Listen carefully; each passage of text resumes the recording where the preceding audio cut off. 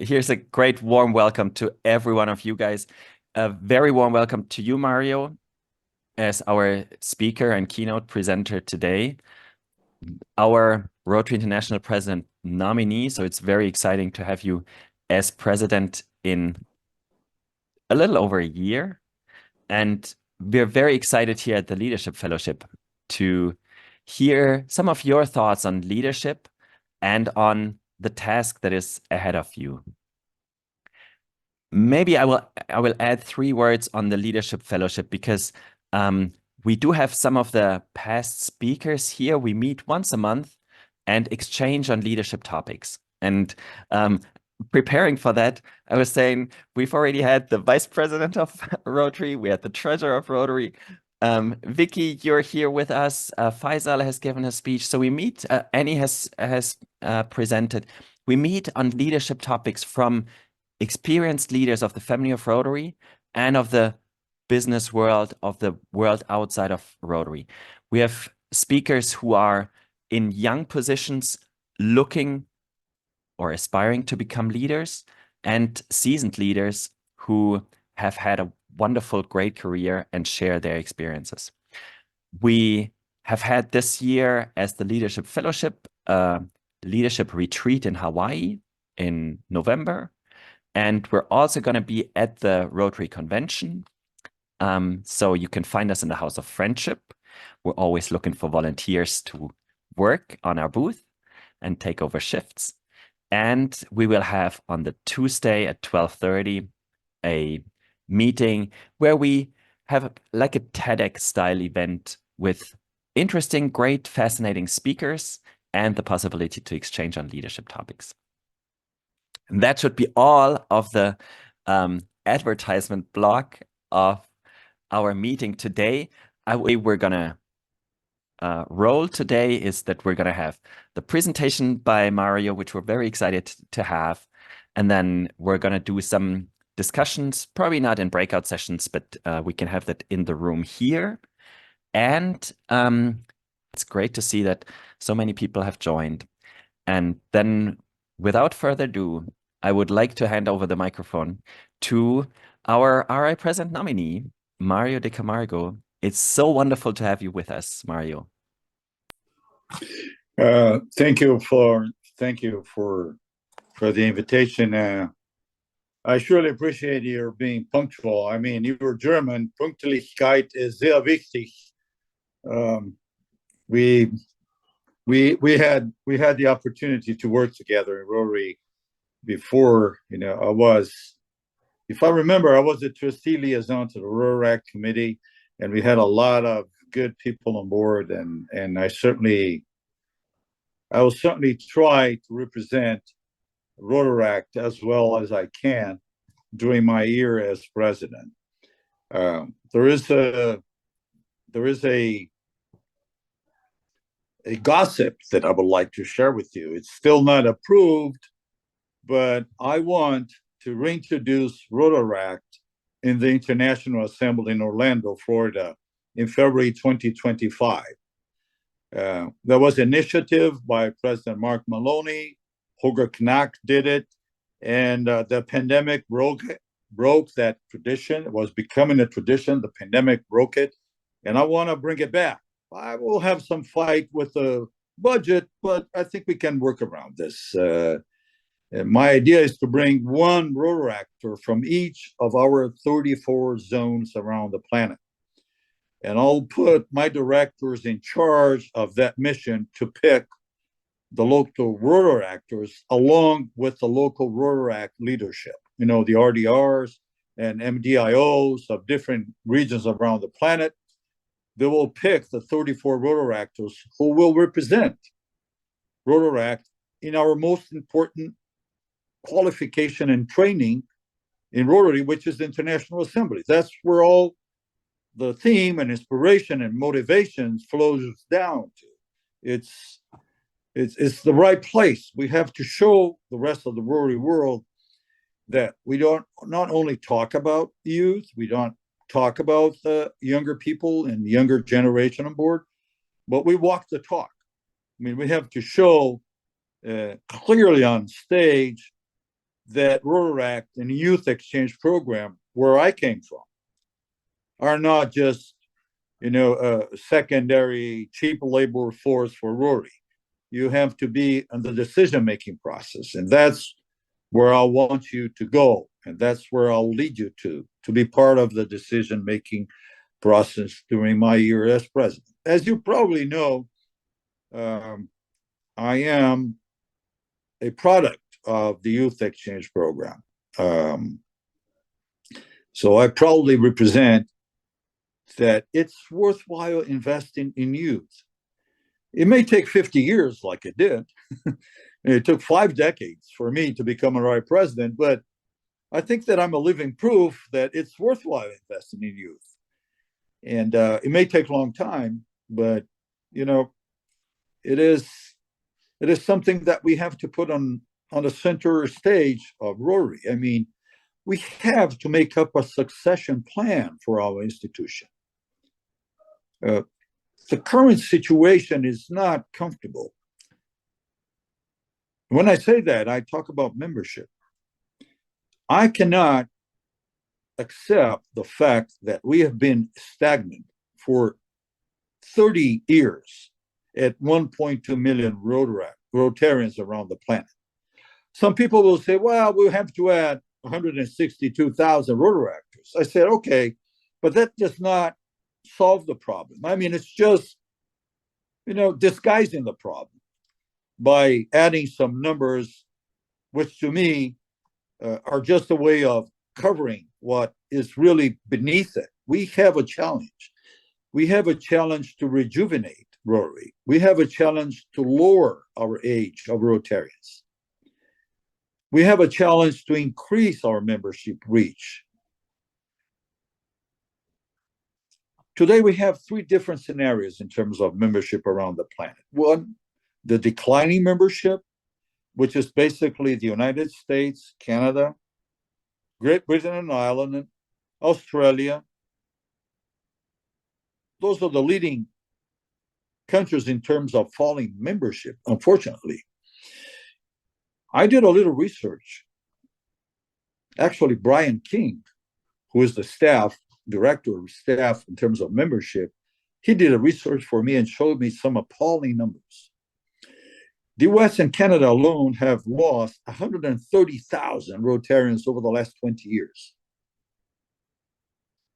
So that's almost the size of Rotary in India, which has 170,000. So what good is it if we're growing in India, if we're growing in Germany, if we are growing in Korea, we are growing in Taiwan, we are growing in the Philippines. But on the other hand, we're losing in some other parts of the world where Rotary was born, the birthplace of Rotary. We're losing members. Their numbers are plummeting. So we have to show the world that we can do something about it, and we will do something about it. I'll lead by example. I'll put membership as our number 1, 2, and 3 priority. It's time that we focus on our most valuable asset. Our most valuable asset is on this screen. The Rotarians are. I apologize to the Rotary Foundation, but there wouldn't be any Rotary Foundation if there are not many members. There won't be the eradication of polio if we don't have members enough. All of our programs will collapse if we don't have a succession plan, if we don't rejuvenate the brand, if we don't pave the road for Rotaractors to become Rotarians. It's time for us to bridge the gap and walk the talk. I mean, I cannot accept the fact that when your life is benefited by a program like the Youth Exchange Program, you don't have any sense of payback. I have the sense of payback. And I want Rotaractors, and I want Interactors, I want RILA, I want scholars from the Rotary Foundation. I want Youth Exchange Program students whose lives were changed for the better because of Rotary.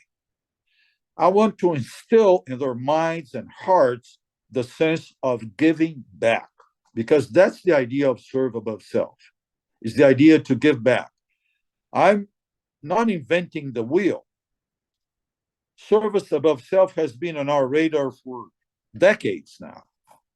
So I'm just saying whatever our founders established as our basic values. And I think that we should motivate younger people to engage with Rotary. It's our fault. It's my fault as president nominee that we don't speak out to the outside world. We Rotarians, especially Rotary leaders, we're too worried, too concerned about preaching to the choir. I mean, we talk amongst Rotarians only. That's not going to solve our membership problem because the potential Rotarians are outside. They are not within Rotary. They are outside of Rotary. They are our potential market. And I think as a marketing person, as a salesperson, we have to expose what we do. We have to expose the work that Rotary does. We don't even have to sell it. By just exposing what we do, I think we will attract a lot of members. So my idea is to increase membership three ways, a three-pronged approach. First, innovation. You say innovation, Mario. We have known satellite clubs for like 6 or 7 or 8 years. I can't even remember when. To this day, we only have 9,000 Rotarians who belong to satellite clubs in the whole world. That's 0.75%. That's minimum for a program that has started a long time ago. So I don't call it like success. I think we must explore those new club formats to reach people who otherwise cannot attend a weekly meeting with meals that cost $120 a month. You know, that's not the essence of Rotary. The essence of Rotary is service to the community. It's really nice that we have fellowship, but we are not a catering company. You know, we are not a self-serve buffet provider. We are provided of service to the outside world, to the outside communities. That's our focus. So there are ways to increase our membership by better explaining and better exploring the possibility or the possibilities of new club formats, be it a corporate club, be it a satellite club, be it a enterprise club, e-club, cause-based club, theme-based club. You know, the important thing for Rotary is what kind of service do you deliver to your community and to the global community that we have, not only to our local community, because we are a very privileged organization. We have our heads on the cloud and our feet on the ground. We have a community level approach because we provide service at community level, but at the same time, we have a global reach. I mean, we have 31 representatives in every single United Nations organism. We have representatives at UNESCO, at UNICEF, at WHO, at FAO in Rome. We have the refugees. We have 31 Rotary reps in the United Nations. So that makes us a global organization. I mean, we are deeply embedded into the most global organization on the planet. At the same time, we care about our local needs, our local communities, and smaller programs that are turned towards the community interests. Second thing, continuity. We waste a lot of money. We waste a lot of resources. We waste a lot of talent. We waste a lot of things because sometimes we give too much value to ego. One district governor who thinks he or she is going to reinvent Rotary because they've become district governors. So they don't continue on the projects started by the predecessors and do not care about paving the road for their successors. We have to change this mindset. If you talk to a corporation like Tesla or Microsoft or General Motors or Volkswagen, Porsche, we're going to change your management from top down every single year, and we expect you to deliver. We expect you to continue your programs. We expect you to keep your revenues growing. Those guys are going to laugh at us. They say, no, you're crazy. You cannot do this. Given that we have to change our membership every single year, and that's an embedded value in Rotary, how can we overcome this obstacle and still keep on doing what is right and still keep on doing what's good, what's proven? By adopting the notion of continuity. We have to open spaces for our successors, and our predecessors have to open spaces for us. Gordon McNally allowed me, he might have not done this, was entirely his authority. He opened the possibility of me participating in his institutes around the world. So I participated in Iguazu Falls in Brazil, in Valparaiso, Chile, in Evanston, Illinois, USA, Bucharest, Romania, Bangalore, India. I had the chance to address my class of 25, 26, which is not really my class because I don't possess a class. It's year 25, 26, district governors. I can only inspire and motivate them. He opened up the opportunity for me to speak to leaders 24, 25, or 23, 24. It doesn't matter. We have to follow some basic principles. We always have some space for a personal whim, a personal touch, but we have to keep the core business of Rotary without too much change over a certain period of time. I've seen board decisions in 1 year that supersede and annul the preceding board decision. To what purpose? It's careless. I mean, we have to watch very carefully what we're doing because we're setting a precedent.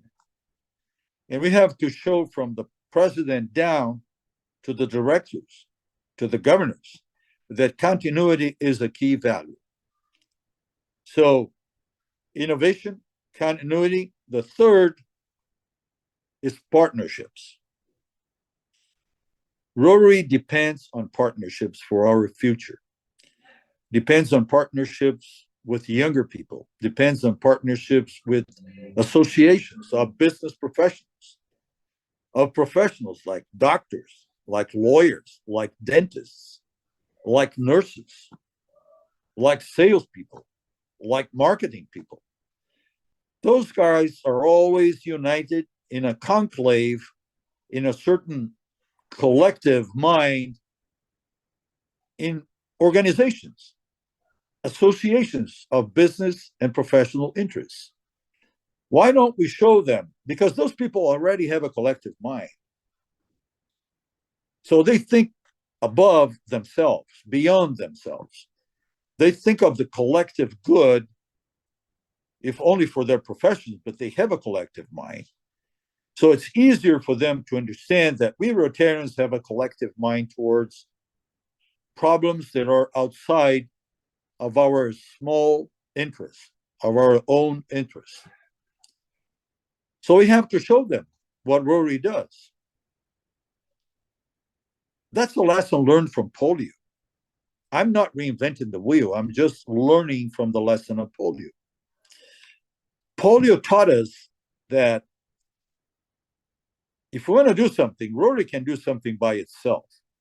We have enough power, we have enough people, we have enough money. But once we partner with and other organizations, we multiply our reach by tenfold or 15-fold. And I'll give you a number to justify that.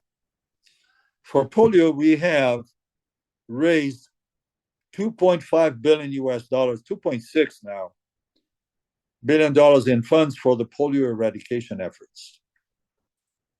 1.5 came from our own pockets. 1.1 billion came from the Bill and Melinda Gates pockets. So it's already a partnership. But we go beyond that. The whole cost of polio eradication program on a global basis today is $21 billion. Where did the other 18.5 billion come from? From the US Congress, from the German government, from the Japanese government, from the Canadian government, from other private institutions around the planet, showing that Rotary is good in raising funds, but we are even better in convincing others to engage into our programs and priorities. And we should explore that further on, because we are very good at doing things by ourselves, but when we partner, once we reach out to other organizations, they engage sometimes with a lot more money than we ourselves can provide, because they love our causes. The cause of polio eradication is a global challenge that the whole world adopted. And Rotary has its fingerprint on the adoption of polio as a worldwide program. So we're just learning from the lessons of polio. And I think we should apply this concept of partnership, not only to raising funds, but also to raising members, bringing in new members. I speak from my own experience. I was the president of Printing Association in Brazil, and I had connections globally with the other printing associations in Germany, in Europe, in Australia, in Japan, China, everywhere. Those people are potential partners. Those people can provide Rotarians because they share our common interests for a collective good. And finally, we have to start doing it now. We will not wait for 25, 26. Because of Gordon's gentlemanship, I was able to connect personally with more than 185 district governors for 25, 26 already. And I'm still 7 or 8 months ahead of in our International Assembly in Orlando in 25, 26, 25, February 25. So we've been trying to engage our team early on to help Stephanie Urchik. Because we are not helping Steffi, we are helping Rotary. The earlier we get on board, the better the situation is going to be in 25, 26. That's my mind. That's my understanding of Rotary.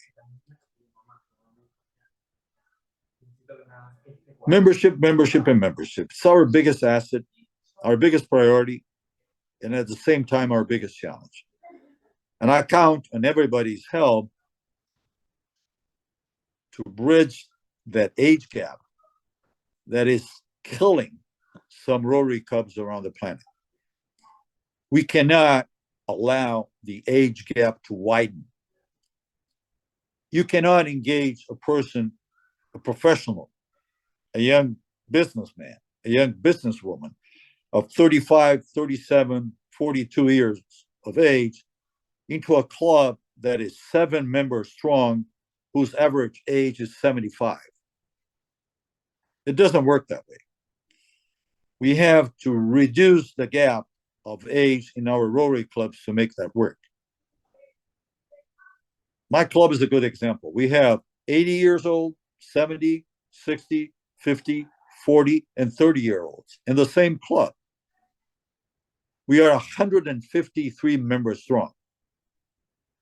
We never allowed 1 year to pass without inducting a new member, 1 or 2, every single year.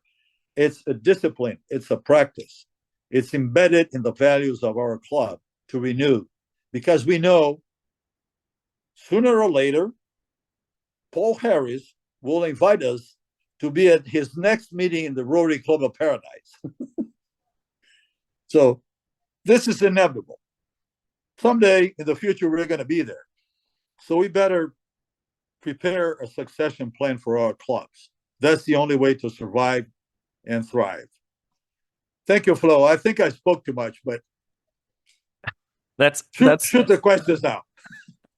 That's wonderful. Great, Mario. And it's always great to see a speaker like you to have the clear 3 points that you're going to talk about.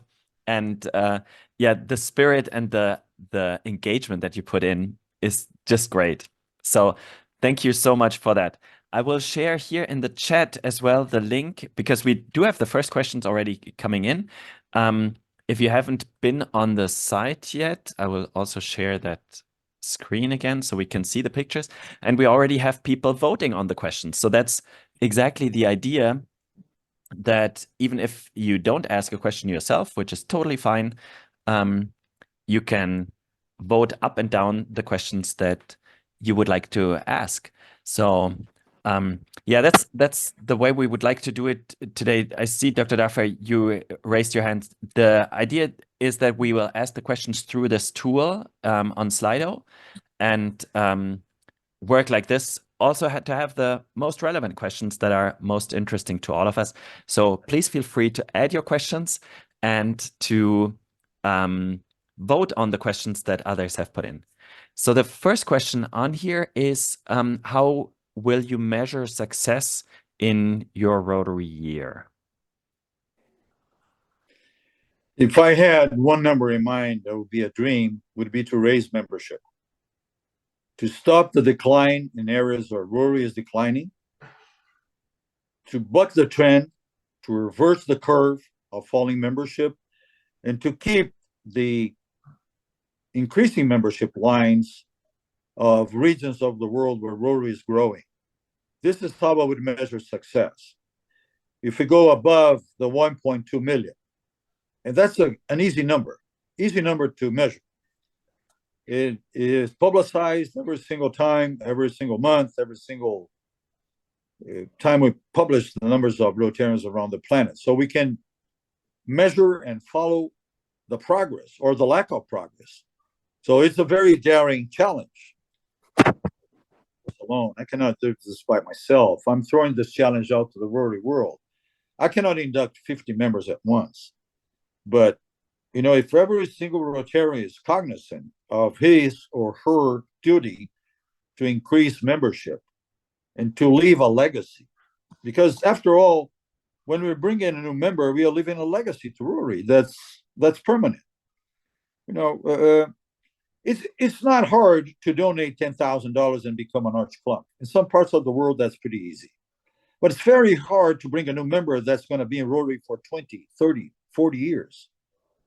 So this is the challenge that we have to face. That's how I would measure if our membership grows in a sustainable form. And that's the tricky question, because somebody can make up the word, can make up the numbers, charter phantom clubs, charter ghost Rotarians, Rotarians that never exist. Believe me, this exists in the Rotary world. District governors charting clubs that don't have any Rotarians at all. They're just names and numbers. And they pay for their per capita dues just to be elected for the next district governor. This is ugly, but this happens. We don't admit that. This is not Rotary. If that's the way we're going, we will remain stagnant.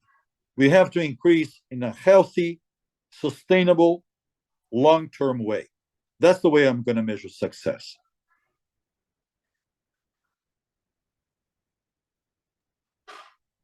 Perfect. And very measurable, or it's not just a vague idea when you look at the numbers. Yeah, so it's great to see more questions coming in. How can we make current members feel more engaged and limit the number of people leaving? Is there like the one bulletproof idea? Yep. Give them purpose. When I was inducted in my club at the early age of 23. I was a Rotarian at 23. The next day that I was inducted, the president of the club called me up and said, Mario, since you are 23 and you are the youngest member in our club, you're going to handle the youth exchange program. Because you are the closest thing we have, or the closest human being we have, to the 18 and 17-year-olds that are going to be running, for the youth exchange programs or the outbounds or the inbounds. So it was a very easy decision. And my first job in Rotary was D+1. D0 was my induction date. D+1, the next day I was in charge with being a youth exchange officer in my club. That was an easy decision. But we don't do that. If we don't engage people, Rotarians love to work. If we don't give them the work, they will leave. Because it's not the adequate use of their time. We must value their time.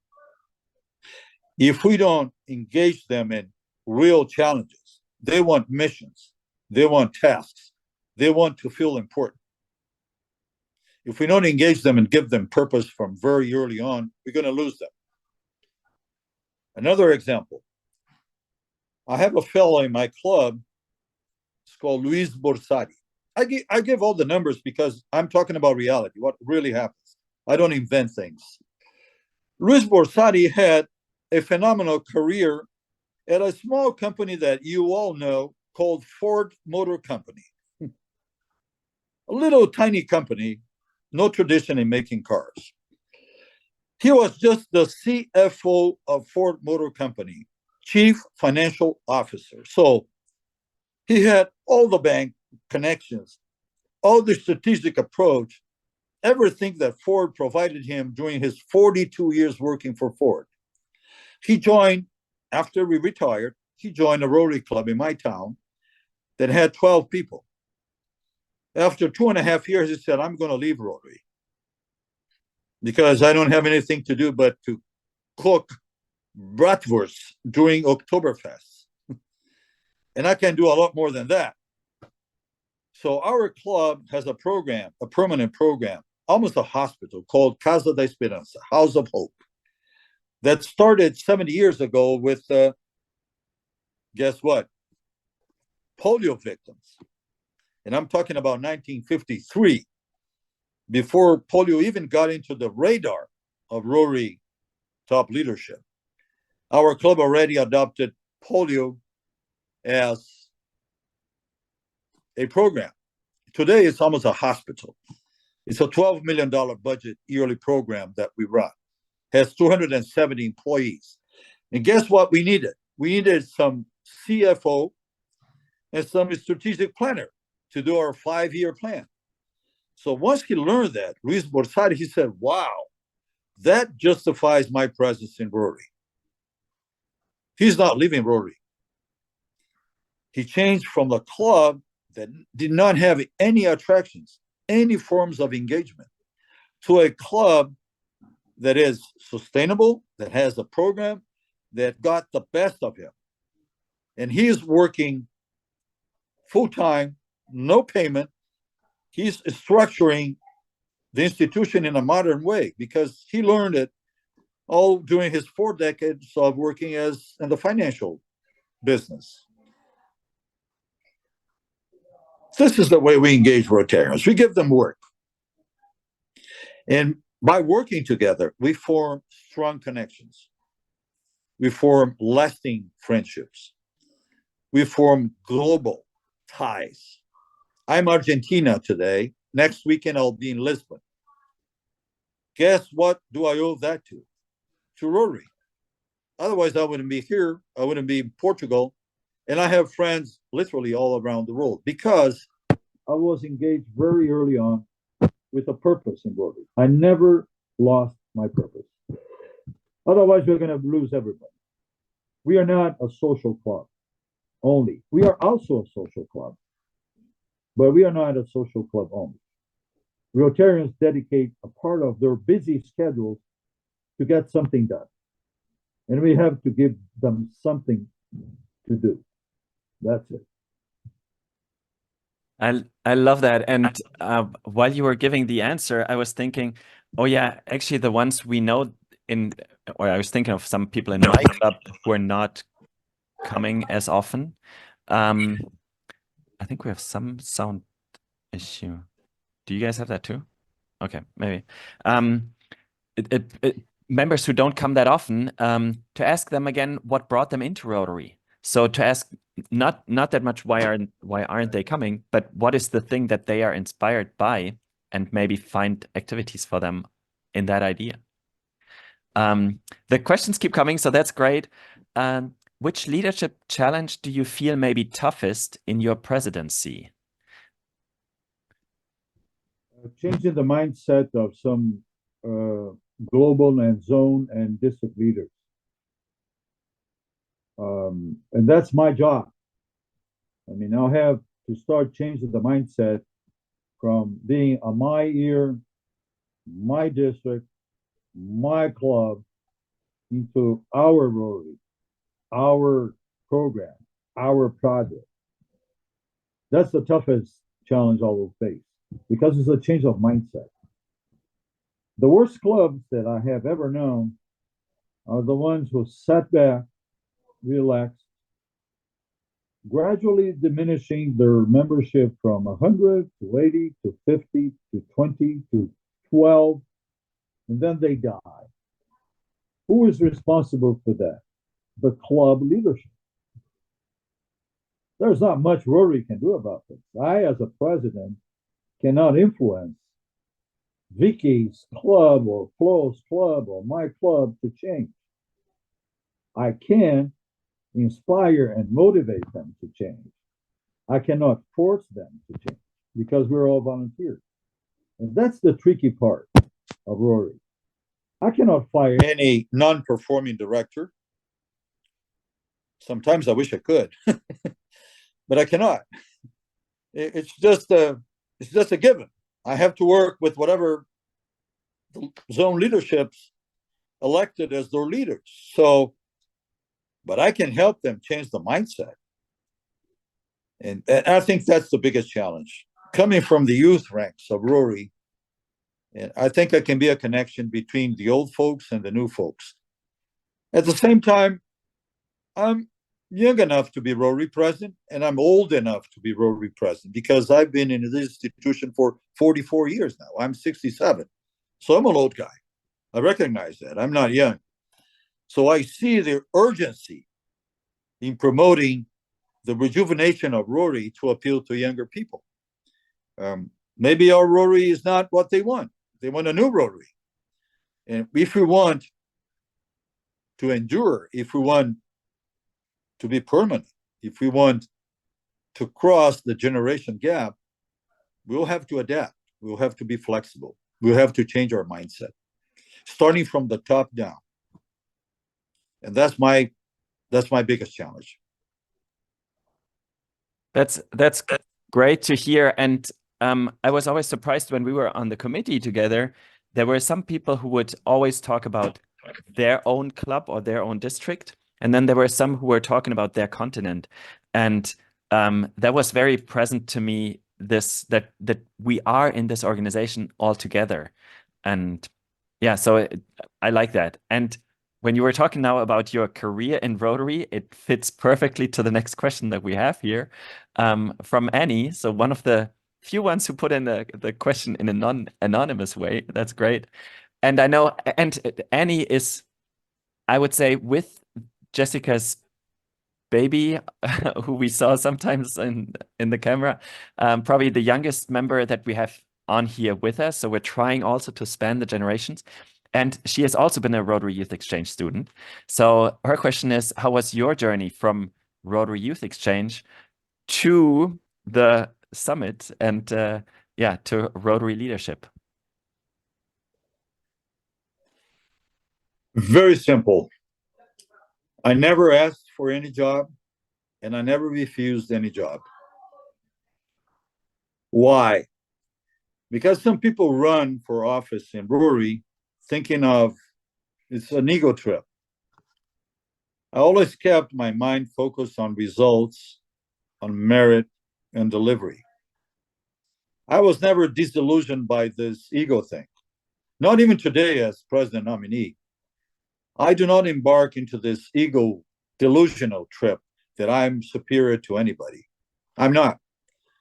I'm a Rotarian who, after the presidency, will go back to serve in another function in Rotary. So I think this is the gist. This is the core of being a Rotarian. I mean, you don't have to ask for a job. On the other hand, you shouldn't refuse a job because it's ugly, because some positions in Rotary are ugly. Right now, I'm a member of a districting committee. Districting committee is a swear word because it merges non-performing districts around the Rotary globe because they not reach the minimum membership level of 1,100. So I'm the bad guy. I have to do the dirty work, but somebody's got to do it. When I was nominated for this committee, some past directors with me, my board members, and some trustees were my trustee fellows during my 4 years on the board of trustees. I was a trustee before I was director, which was kind of a different path. They said, Mario, don't accept this job. This is an ugly job. If you're running for president, you're going to get a lot of enemies. And, people will fight you. I said, no. There is no dirty work. This work has to be done. We have to be decisive. We have to be cognizant. We have to be rational. We have to be fair. The toughest part in Rotary is being fair because we judge people every single day. And a president nominee, I have to judge. Do you know how many appointments I have to make during the life of a president? 720. So the possibility of me making a mistake is huge. So I have to surround myself with the best people and the best team and the best advisors and the best information, the best data. That has been my motto since I became club president. Surround yourself with the best team because alone, you're not going to get too far. You know that African saying, if you want to go fast, go alone. If you want to go far, go together. This is really true in Rotary. If we want to go far, don't spend your time as you step up the ladder in Rotary conquering enemies. You have the possibility of making friends on your way up. Enemies are usually the result of the illusion of power. You think you have too much power, then you're going to fight somebody because they think differently from you. Instead of respecting their perspective, you fight them. You get into conflict. That's a waste of time, energy, and goodwill in Rotary. I don't waste a single second looking for fights. I mean, I look for ideas. I fight for ideas. Never for positions, never for jobs, never for appointments. And acting that way, I reached the top, the pinnacle of our Rotary International. So somebody out there must have watched. And I trust Rotary. We have good spies all around the Rotary world to identify the emerging talents. I'm not alone on this task. So that's the way I reached the top. by never asking for a job in Rotary, but never refusing a job in Rotary. Always stand by your credo. Always stand by your beliefs. Always stand by being fair. Rotary, eventually, you're going to be sidestepped maybe for a couple of years. You're going to be frozen for a couple of years in your ascension route. But I tell you, somebody will pick you up there and say, well, this is a guy that I would like to be part of my team. That's how I think. I love that. And the interesting thing, when I was reading the question, I was thinking, oh gosh, maybe I should have introduced you with all the steps that you have had in the Rotary world. And I was thinking of all the positions. And your response was completely different. It was about the values. It was about how you approach people and tasks. So yeah, I learned so much in that question, in that answer that you gave. So since we have about 8 minutes, I think we can go with 2 more of the questions. The next one is, how do you break the mold in an aging and conservative club, which may be more interested in friendship than it is in service? The difficult thing, the most difficult thing, bring in new members. New members will refresh, will oxygenate the club.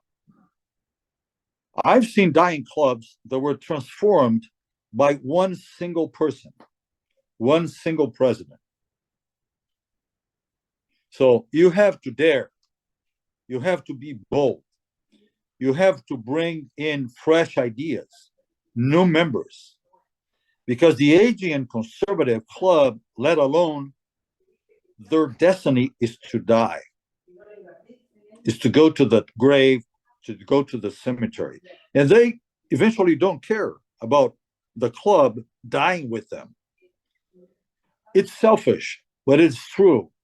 So as a district governor, what would I do? I would suggest the insertion of new members into a club, maybe 4 or 5 or 6, to inject fresh ideas, new challenges, new programs, a new outlook on the community around you. Like I said, it's a changing of mindset. Sometimes you cannot expect aging people to change their mindsets. They are too calcified. They are too embedded in their own thoughts and their own friendships and their own connections. Although their connections get smaller and smaller because they die. A club that had 12 reduces to 8, then reduces to 4. They're sitting around a single table and they call themselves a Rotary Club. This is not a Rotary Club. That could be a beer club. It could be a wine club. You know, to be a Rotary Club, we have to serve. We have to serve ourselves. And I think that's legitimate. I don't see any sin in Rotarians trying to promote business, professional connections, interests among ourselves. I think that's legitimate. That's where we came from. But this cannot be the only reason for the existence of a Rotary Club. We have to think outside. We have to have a purpose. We have to have a meaning. And to break that, we have to insert new members. And that's the big challenge, because old clubs resist like hell to adding new members. They would rather die, and they do die sometimes. They'd rather die than admitting new members. I saw one of the biggest clubs when I joined Rotary, my region, São Paulo North. When I joined Rotary, they had 93 members. They died during the pandemic because they were in the final breath before the pandemic. It was not the pandemic who killed them. The pandemic killed the clubs that already were in the process of dying. We're already in the intensive care unit. They're going to die anyway. So the pandemic just accelerated the dying process. And they silently walked towards the grave without any action. And they were a stalwart, they were a landmark in the city, and they lost it after 70 years of service. So, the biggest challenge for me as a leader, our board of directors, our district governors, is to change the mindset of these clubs that are walking silently, peacefully towards death. We have to warn them that they are dying, that they have a duty, not only to themselves, but to their heritage, to their ancestors, and to their future. It's like not telling your kids, not helping them in their future careers, not opening spaces for them to progress and thrive. Yeah, and maybe the organizations or groups like this fellowship can help keeping those people who are in a club that has this mold engaged and optimistic about something like Rotary, or coming to a convention, going to a district conference, meeting those people like you who will then, with a smile, give an answer and kind of help keeping this wheel in motion in order to not have those, especially those great clubs, die.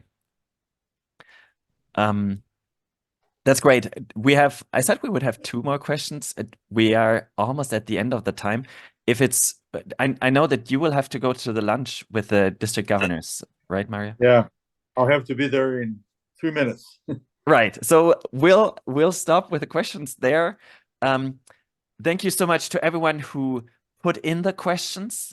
Thank you so much to you, Mario, for being ready to reply to those questions, to be there for an exchange. We had with this group, I was counting in the middle of the time. So we were from 5 continents, which is really the fascination of this Rotary International world.